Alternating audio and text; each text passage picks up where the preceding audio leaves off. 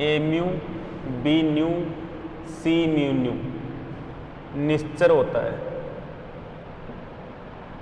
निश्चर होता है। If A mu and B new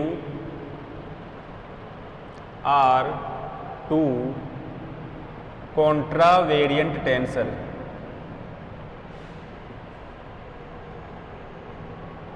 and C mu nu is covariant tensor, covariant tensor, then prove that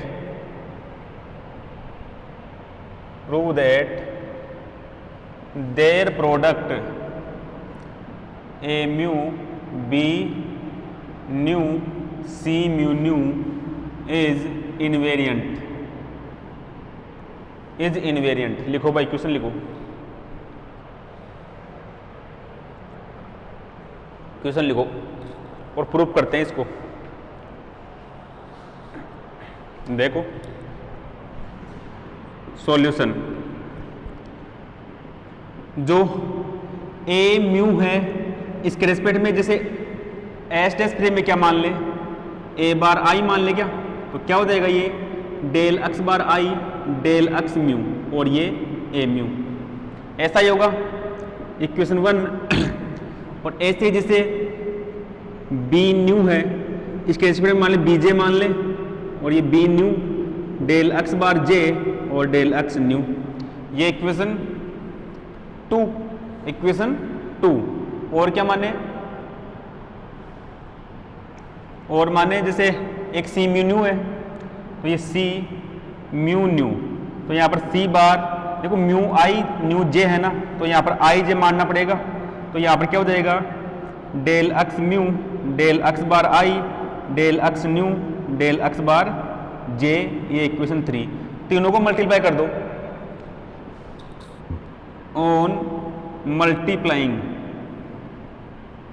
equation 1, 2 and 3, on multiplying equation 1, 2 and 3 क्या हो जाएगा ये a bar i b bar j c bar i j, c bar i j is equal del x bar i del x mu, ये है ए mu, del x bar j del x nu, ये है b nu, और del x mu del x bar i del x nu del x bar j, और ये है c mu nu, सी mu nu. ठीक है ना, कैंसिल हो गया ये दो, ये क्या हुआ कैंसिल। देखो भाई पूरे कहीं ना कहीं पर कैंसिल हो रहे हैं, तो यहाँ पर a bar i b bar j c bar i j is equal a mu B nu C mu nu. ये भी कर लेना, if i is equal mu हो जे इज इक्वल न्यू हो तो a bar mu c bar nu c bar mu nu is equal a mu B nu C mu nu. ये लो दोनों में बराबर है, ये एच नहीं है इसमें, हैंस प्रूव। लिखो इसको,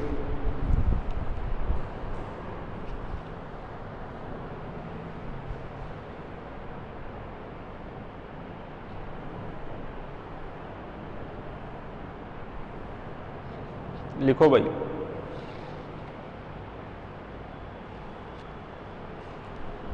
अब करते हैं नेक्स्ट। ये क्वेश्चन तो ऐसे ही आएंगे और कोई क्वेश्चन हो तो देख लेना आप बुक से, सबके पास बुक्स होगी। स्पेशल टाइप ऑफ टेंसर्स, अब ये क्वेश्चन करेंगे अपन। ये मैंने 3-4 क्वेश्चन करवा दिए, मोस्टली इन्हीं में से पूछे जाते हैं एग्जाम में।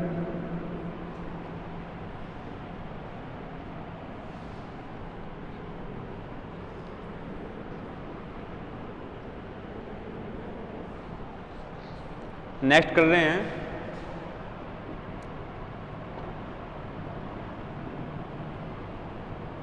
स्पेशल टाइप्स ऑफ टेंसर, परिदिशों के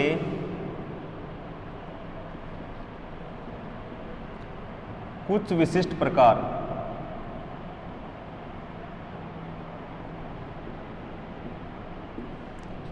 फर्स्ट सममित एवं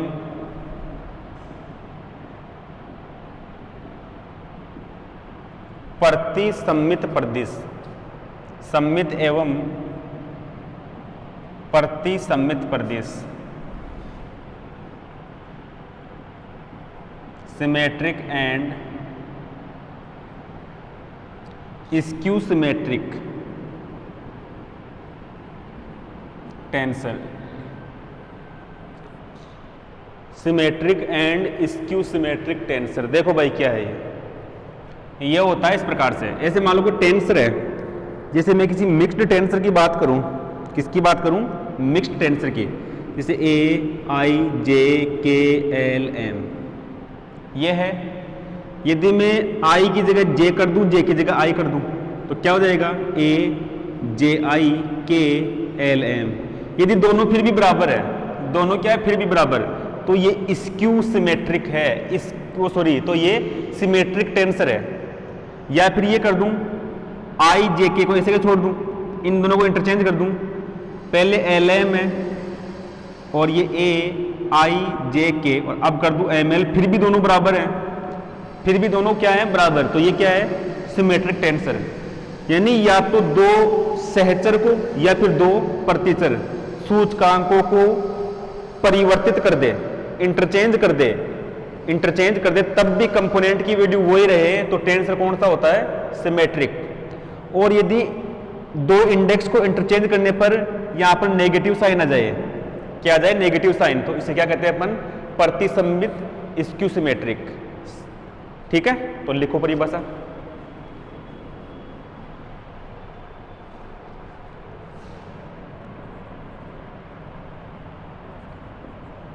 यदि किसी परिदिश में दो सहचर या प्रतिचर, कोई सा भी हो सकता है, दो सहचर या प्रतिचर सूचकांकों को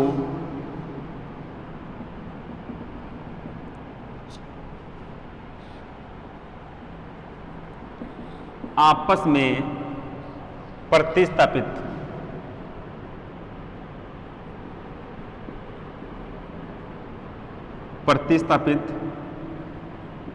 करने पर भी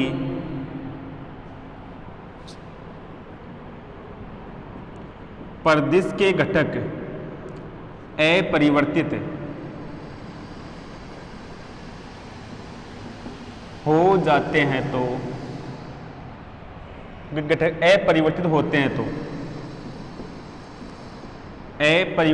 हैं तो इसे सममित परिदिश कहते हैं।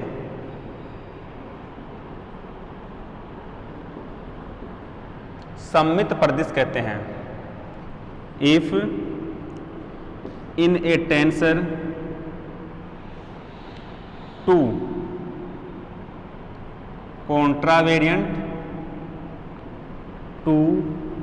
contravariant और covariant index are replaced, are interchanged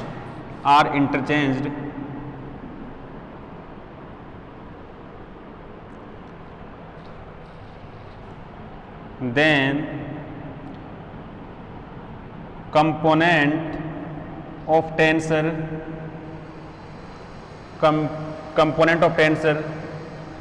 remains unchanged. This tensor is known as symmetric tensor.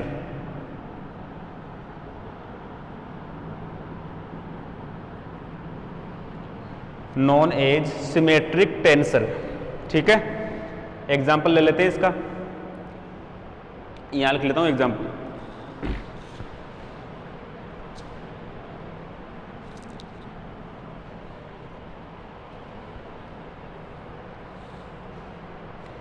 Example देखो, AIJKLM, यहां पर क्या कर रहे हैं अपन, I और J को कर रहे हैं इंटरचेंज, ठीक है ना। तो ये फिर भी क्या रहेगा, सेम AJIK, J की जगह I की जगह J, और ये LM, या फिर AIJK और यहाँ पर LM, यहाँ पर मैं L और M को कर रहा हूँ इंटरचेंज, L और M को क्या कर रहा हूँ, इंटरचेंज। तो ये क्या हो जाएगा, AIJK, ये M और ये L, फिर भी ये क्या है, कांस्टेंट है, अनचेंज्ड है, ये क्या है, ये अनचेंज्ड। तो इस प्रकार के जो टेंसर होंगे उसे क्या कहेंगे अपन, सिमेट्रिक टेंसर, सममित प्रदिश। और यदि इन्हीं में इंटरचेंज करने पर ये यहाँ पर माइनस हो जाए, यहाँ पर माइनस, तो इन्हें क्या कहेंगे अपन, स्क्यू सिमेट्रिक। क्या कहेंगे, स्क्यू सिमेट्रिक, प्रतिसम्मित प्रदिश। तो इसको लिखिए और फिर सेकंड आगे और कर लीजिए, स्क्यू सिमेट्रिक की स्टार लगा के। इसको करने के बाद लिखना है, यदि किसी प्रदेश में दो सहचर या दो प्रतिचर सूचकांक को आपस में परिवर्तित करने पर प्रदेश के घटक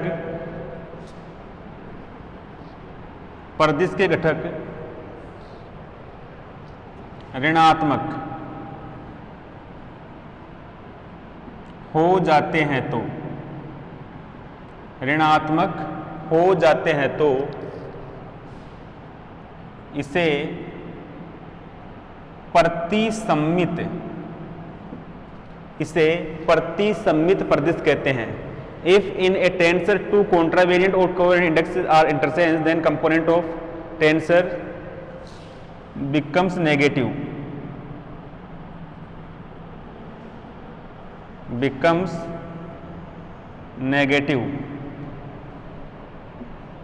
This tensor is known as skew symmetric tensor. ये लिखने के बाद में known as skew symmetric, ये कर लो भाई, स्क्यू सिमेट्रिक करो इसको।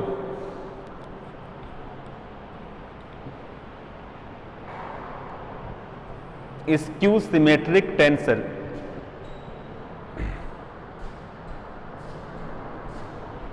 उसके बाद में कर लेना यहां पर एग्जाम्पल, यहां पर क्या हो जाएगा, माइनस, और यहां पर भी माइनस, ये भी कर लेना। इसको करो भाई,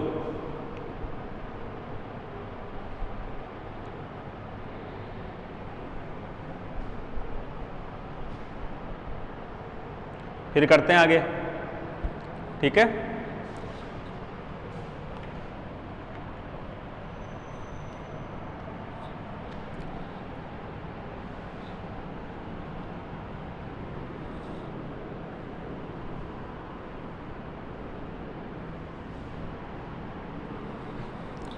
अब लास्ट है दूरिक प्रदिश, metric tensor.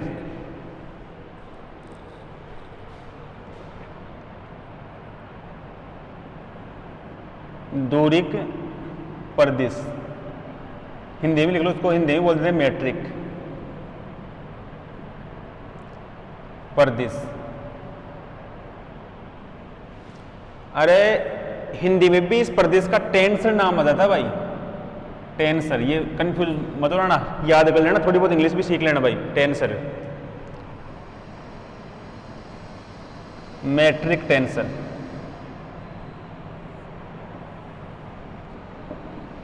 Metric tensor. Metric tensor भी एक प्रकार का फंक्शन है, लेकिन डिफरेंस ये है कि जो क्रोनिकल डेल्टा फंक्शन आया था उसको अपने डेल आई जैसे शो किया था, उसमें भी क्या था, यदि आई इज इक्वल जे होगा तो 1 अदरवाइज 0। तो ये क्या था, एक मिक्स्ड टेंसर था। लेकिन मैट्रिक टेंसर आएगा जी आई जे, ये आएगा एक कोवेरिएंट टेंसर सेकंड रैंक, ठीक है ना। क्या यूज होगा वो एक डेफिनेशन, एक इक्वेशन लिखेंगे, उसके बाद में आपको समझ में आएगा। जैसे अपन एस फ्रेम की बात करें, कार्टेशियन फ्रेम ऑफ रेफरेंस, तो उसमें अपन क्या लिखते हैं, डी एस स्क्वायर को D X square plus D Y square plus D Z square, ये लिखते हैं ना, उसी फॉर्मेट में लिखेंगे अपन। तो सबसे पहले अपन कार्तीय निर्देश तंत्र की बात कर लेते हैं। तो लिखो इसमें कार्तीय निर्देश तंत्र में, कार्तीय निर्देश तंत्र में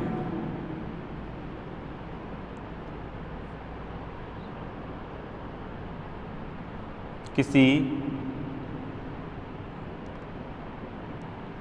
रेखा अल्पांश, किसी रेखा अल्पांश की लंबाई ds का वर्ग, ds का वर्ग, या एक मिनट, कार्तीय निर्देश तंत्र में किसी, कोऑर्डिनेट भी मानने पड़ेंगे, तंत्र में किसी कण के निर्देशांक क्या मानूं, y कोऑर्डिनेट मान लूं, वाई आर हो तो वाई आर का मतलब मैं ये मान रहा हूं जैसे एक्स वाई जेड होता है ना, इसमें इसको मैं x1, इसको x2, इसको x3 लिखते हैं, तो मैंने यहाँ पर इसको y1, y2, y3 मान लिया, तो 3 की वैल्यू 1 2 3 हो गई। ये लो भाई y1, y2, y3, ये लो, अब कोई दिक्कत नहीं। किसी कण के निर्देशांक हो तो रेखा अल्पांश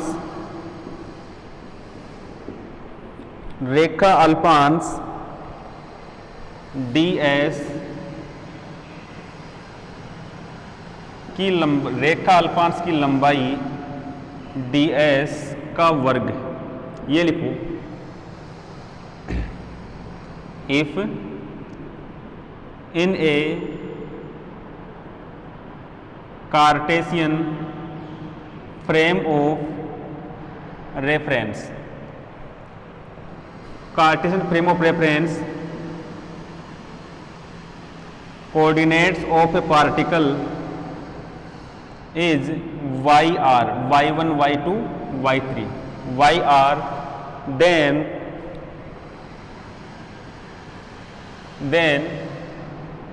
square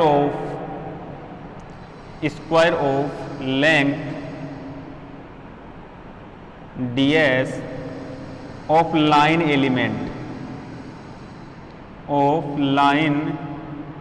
एलिमेंट, तो ds स्क्वायर कर दें, क्या हो जाएगा देखो, d y1 square plus d y2 square plus d y3 square. आगे देखो ds स्क्वायर,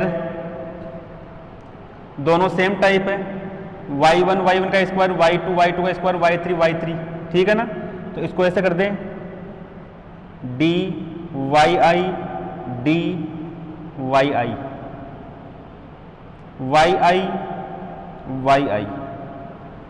समझ लेना क्या यूज में लिया है। मैं समझा रहा हूं, थोड़ा बहुत आप कंफ्यूज हो रहे हो, फिर भी मैं बता रहा हूं आपको। आइंस्टीन सम्मेशन कन्वेंशन, आइंस्टीन की जो योग परिपाटी है, आइंस्टीन की योग परिपाटी, वो काम में लिया मैंने यहां पर। आइंस्टीन की योग परिपाटी क्या है, वो ये है, आई की वैल्यू 1 2 3 है ना, तो तीनों के लिए योग परिपाटी में लिखो dy1 plus dy2 plus dy3 यदि यहां पर सम्मेशन नहीं है तो इसके अंदर इंक्लूड मान लो, आप इसके अंदर इंक्लूड मान लो, तो वही तो बात है, स्क्वायर प्लस स्क्वायर। तो मैंने आइंस्टीन की योग परिपाटी नियम काम में लिया भाई। अब देखो इसी को अपन किस में लिखे, वक्र रेखा निर्देश तंत्र में इसको कैसे लिखेंगे, तो फिर देखो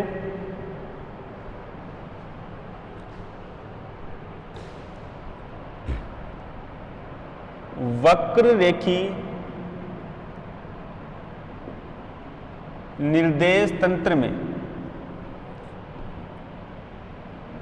वक्र रेखी निर्देश तंत्र में इस समीकरण को निम्न प्रकार लिखा जाता है। लिखना मत अभी, कोई लिखना मत अभी। वक्र रेखी निर्देश तंत्र में इस समीकरण को निम्न प्रकार लिखा जाता है। D S square is equal g, या फिर मैं कुछ गलत कर रहा हूं, देखो कोऑर्डिनेट मान लूं x1 x2 x3 मान लूं, तो क्या लिखूं, d S square g i j, हाँ सही है, d Y i d y जे,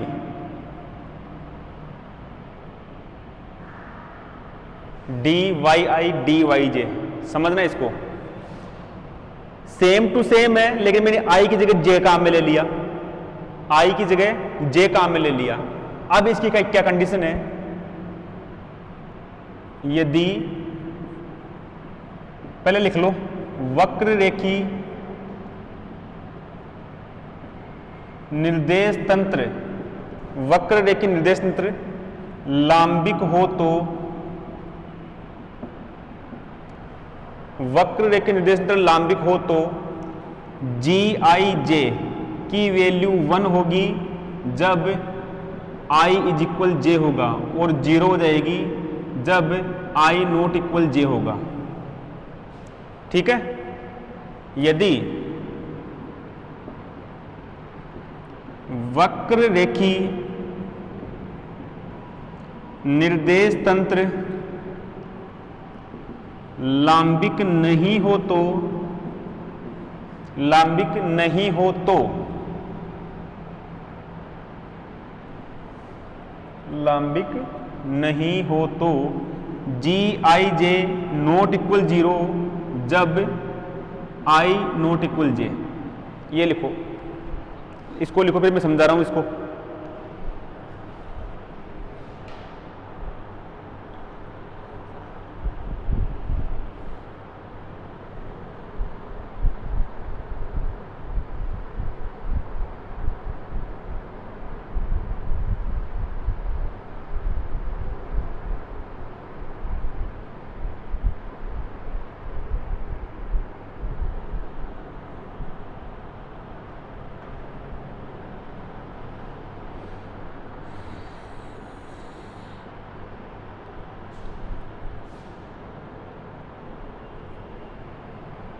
समझा रहा हूं इसको, देखो भाई कैसे,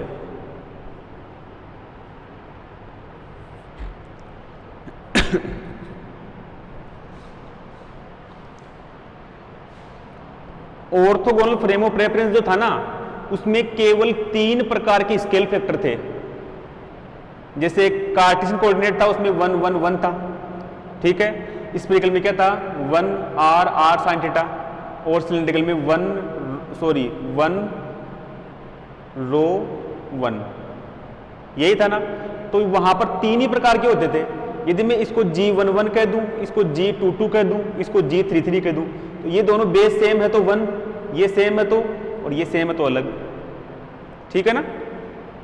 ये नॉट इक्वल 0 करो, यहां पर नॉट इक्वल 0। या फिर ये भी समझ में नहीं आया तो एक दूसरा फॉर्मेट और देखो, मैं क्या समझाना चाह रहा हूं। ये मैंने कार्टेशियन में लिखा, किसमें लिखा, कार्टेशियन में। अब इसी जब कार्टेशियन में हो गया तो इस कार्टेशियन कोऑर्डिनेट को एक बार कर्वलीनियर में चेंज करके देखो, कार्टेशियन कोऑर्डिनेट को कर्वलीनियर में चेंज करके देखो, फिर समझ में आ जाएगा कैसे। ये लिख लेना इतना, यदि ये जैसे मैंने समीकरण 1 दिया, यहां तो समझ में आ रहा है ना, ऊपर वाला समझ में नहीं आ रहा तो मैं इसका दूसरा फॉर्मेट और बता रहा हूं। यदि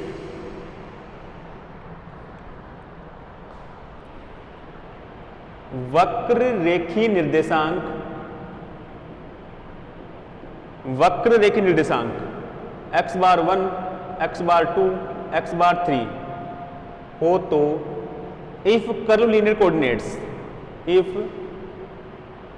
कर्व लीनियर कोऑर्डिनेट्स ये हो तो रूपांतरण समीकरण से, then from transformation equation, then from transformation equation y, ये कोऑर्डिनेट किसका फंक्शन होगा, x बार 1 का फंक्शन होगा, x बार 2 का फंक्शन होगा, x बार 3 का फंक्शन होगा फंक्शन। तो अब देखो इसका करूँ differential, D Y I is equal क्या आएगा, del Y I del x bar 1 2 3 तीन वैल्यू, जिसमें एक तो मान लूँ एम मान लूँ, तो ये डी एक्स एम हो जाएगा।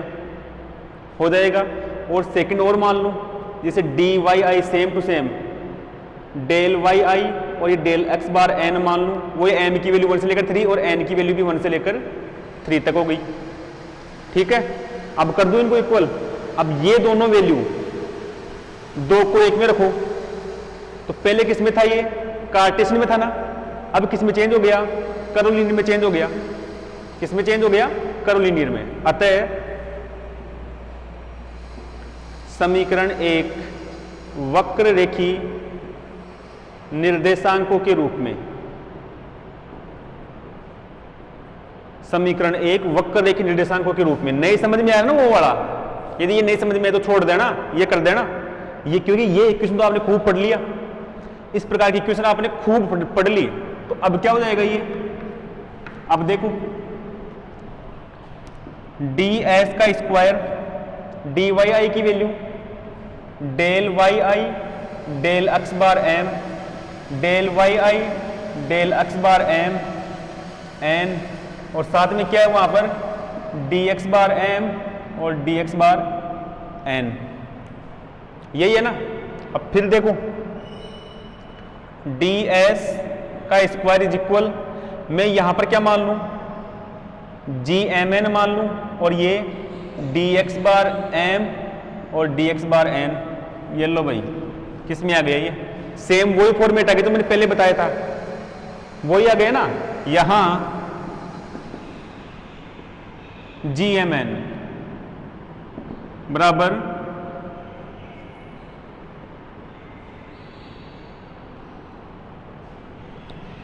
इसको रब कर देता हूं, नॉट इक्वल 0 जब m बराबर n, इक्वल 0 जब m नॉट इक्वल n, ठीक है ना।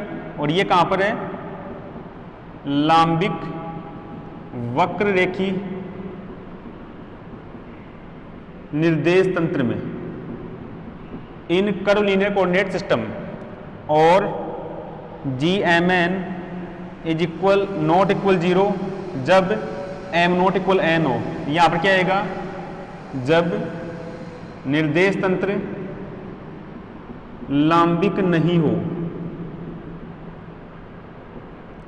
when coordinate system is not orthogonal,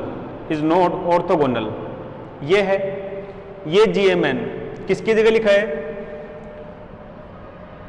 और GMN मैंने किसकी जगह लिखा है, वो लिखा है मैंने del Y I del x bar M और del Y I del x bar N, यहीं पे लिखा है मैंने, यहीं पे लिखा है ना। तो क्या है ये, आप समझ सकते हो इसको। नीचे आ रहा है, इसका मतलब यह है कोवेरिएंट टेंसर, सहचर प्रदिश, सेकंड रैंक का। और इस प्रकार का जो टेंसर होता है उसे कहते हैं अपन मेट्रिक टेंसर, दूरिक प्रदिश लिखो, जिसके द्वारा अपन लाइन एलिमेंट को रिप्रेजेंट करते हैं। लाइन एलिमेंट को अपन क्या करते हैं, रिप्रेजेंट। यहां जी एम एन को दूरिक प्रदिश कहते हैं, दूरिक प्रदिश कहते हैं, ठीक है, जो कि द्वितीय कोटि का सहचर प्रदिश होता है, सहचर प्रदिश होता है। Here GMN is known as metric tensor,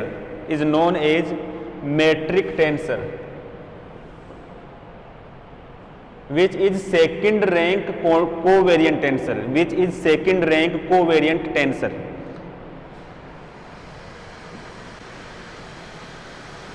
त्रिविमीय आकाश में GMN के 9 घटक होते हैं, In 3D space GMN have 9 component. 3D space GMN have 9 component. वो कौन कौन से? GMN देखो, G11, G12, G13, G21, G22, G23, G आई जे कर लें यहां पर, क्या हो जाएगा? G31, G32, G33, ये लो भाई। लांबिक वक्र रेखी निर्देश तंत्र में इन orthogonal frame of reference ji i जे की वैल्यू क्या हो जाएगी? G11, ये वैल्यू 0, ये वैल्यू 0, ये वैल्यू 0, ये G22, ये 0, ये 0, ये 0, ये J33, ये होता है भाई। कर लो इसको, ठीक है ना। और ये जो क्वांटिटी होती है ना, ये शो करती है H1 के स्क्वायर को, ये क्वांटिटी शो करती है H2 के स्क्वायर को, ये क्वांटिटी शो करती है H3 के स्क्वायर को। ये भी लिख लो, H1 का स्क्वायर, H2 का स्क्वायर और H3 का स्क्वायर, लिखो इसको।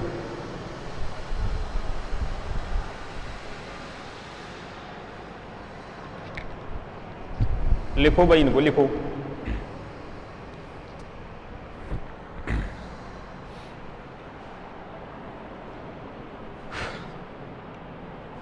कर लिया होगा।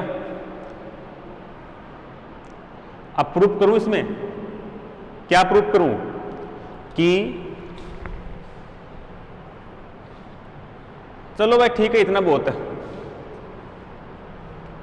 इसके कोफैक्टर अपन फाइंड आउट कर सकते हैं, जो आप लोग बुक से देख लेना, बिल्कुल इजी है। बाकी छोटी छोटी बातें बताने का इतना टाइम भी नहीं है। और इसको सेकेंडरी रैंक कैसे प्रूफ कर सकते हैं वो भी अपन देख सकते हैं। चलो कर लेते हैं ये तो।